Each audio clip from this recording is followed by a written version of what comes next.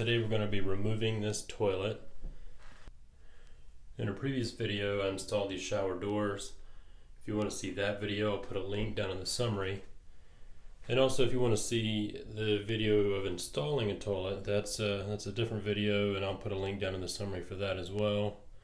In this video we're just going to be removing this toilet. I'm going to make it really quick. It's really, just 7 or 8 pretty quick steps. So let's get to it. First thing we're going to do is turn the water off. Most toilets are going to have a valve in the wall, and there's then a water line that runs from that valve up to the bottom of the tank here. And you'll just turn it clockwise. Turn it off. Sometimes if you don't turn it all the way off, like really tight, there'll be some water dripping out of the valve here. Just turn it all the way until it gets nice and tight. And that's it. Next thing you want to do is flush the toilet. Let me show you why we're doing that real quick. Let's take this lid off of the tank. So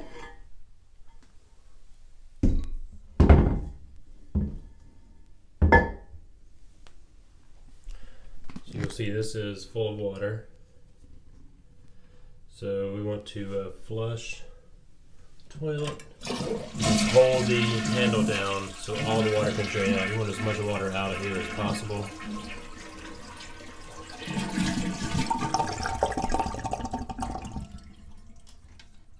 And that's it.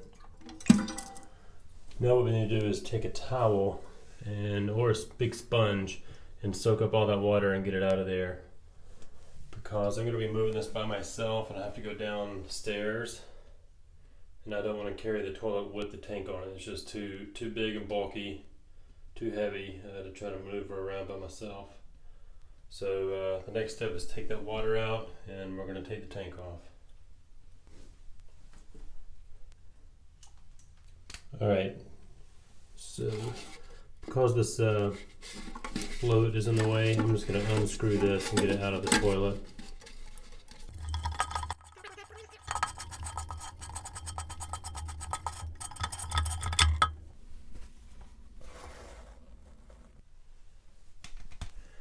Alright, so I've got the majority of the water out. It's still a little damp down there. That's fine. You just don't want water flowing out when you take the bolts out. You'll see there's a bolt here, and then there's one over here. If you can see that, there's the other bolt.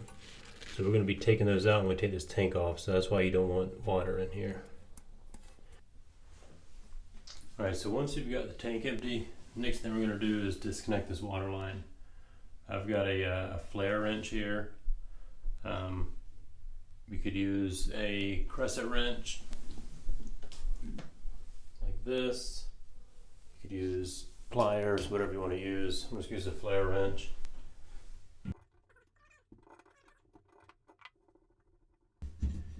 Be sure and have something down below to catch any water that comes out. There's some water left in this line. It won't be much.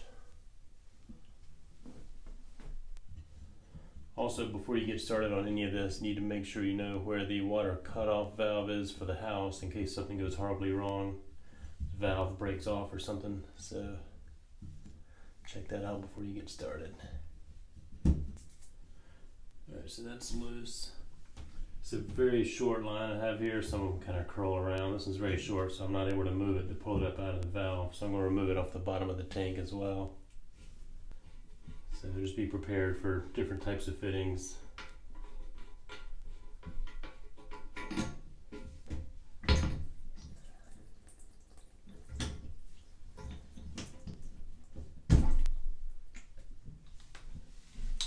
So here's what I had up at the top versus the bottom.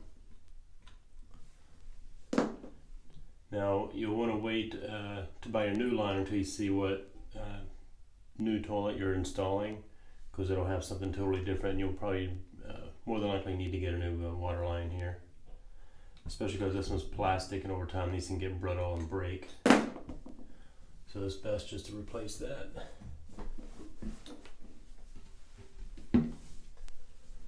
Alright, next thing we're going to do is remove this tank. So again, some of these tanks will have plastic nuts underneath the bottom on each side here. This one has metal nuts on it.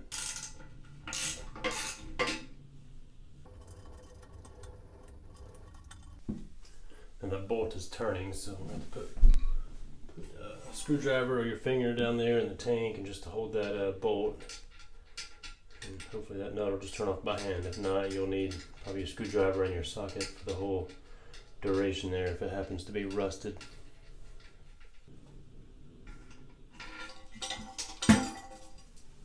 So this is the one in the tank. It's got a little rubber gasket there that's corroding, rotting. And then underneath, on the bottom of the tank, you just have the nut and washer. So there's one on this side, and there'll be one on the other side in the exact same spot, just opposite this one.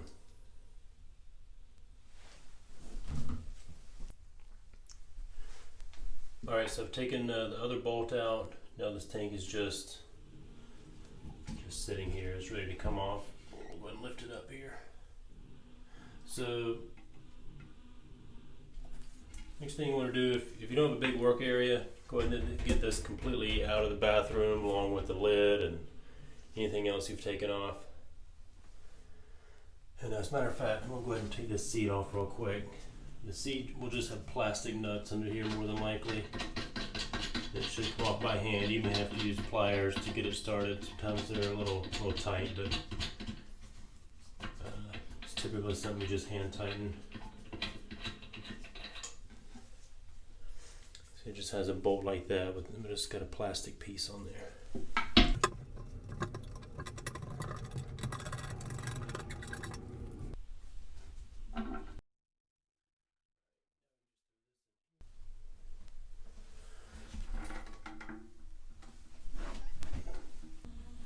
Alright, so you see this goes pretty quick. There's only 2 more bolts we have to deal with. And those 2 bolts are holding the bowl to the floor. So that's the only thing we've got left. Once we do that, this thing will just pick right up off the floor. So the problem is this thing is still full of water. We don't want to move the toilet with all the water in there. So if you take a plunger and just plunge it, most of that water should go down the drain. So we're going to try that.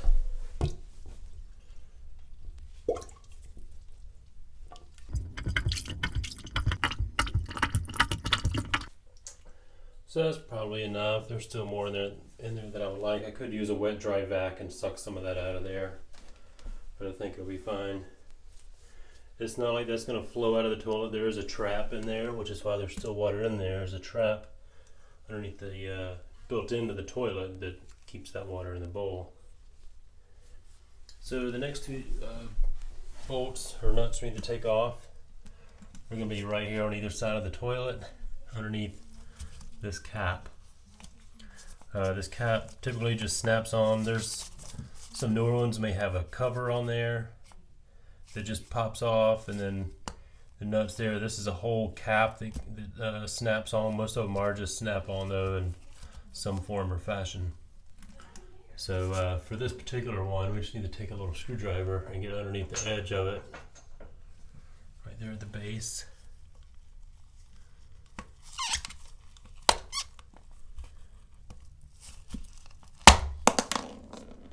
And there we go. It's not too bad. Sometimes these things will be really rusty, and you'll have to cut off the top of the bolt. This one looks like it's going to come off fine. I'm going to use a socket on there. Sometimes it may be better to use a wrench, so when you're turning this, you can see if the flange bolt is turning along with the nut there. I'm just going to go for it though.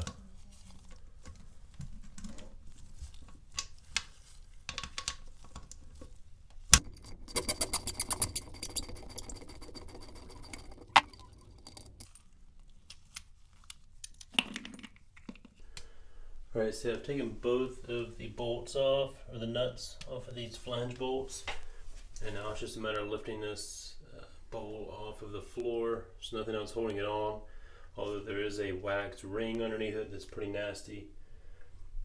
Part of it could stick to the bowl here. Most of it should probably stick to the floor, but we're going to find out in just a second. So what I'm going to do is set it in this plastic bag, and then I'll hold that plastic bag up around the bottom of the toilet, and I'm going to carry this thing out of here so any water doesn't splash out of the trap and get on the floor, because I've got to carry it down the stairs and through the house. But that's it. Wish me luck. You know, there's one thing I forgot to cover before we got started. Let me do that right now, because I gotta take care of it. Somewhere in the past, someone caulked around the bottom of the toilet.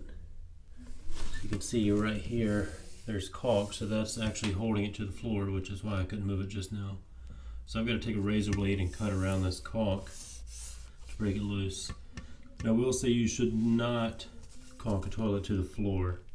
I think they probably thought it looked nicer, possibly. But if you ever have a leak in that wax ring, the leak isn't going to run out. You won't know you have a leak until it's leaking through the subfloor and then the ceiling below, or the crawl space below, whatever you've got below here, and this floor starts rotting.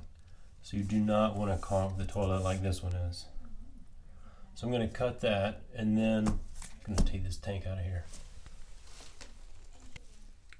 Alright, so cut it around the bottom with the razor blade. This thing is loose now. So I'm going to pick this up and set it here in the trash bag. I'm going to try to set where I think the wax ring is, which is back here towards the back. It's right in line with these bolts. I'm going to try to set that right in the middle of this trash bag.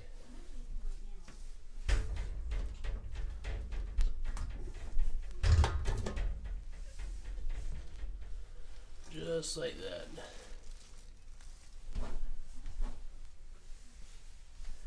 And then I'll just pull this bag up around the toilet.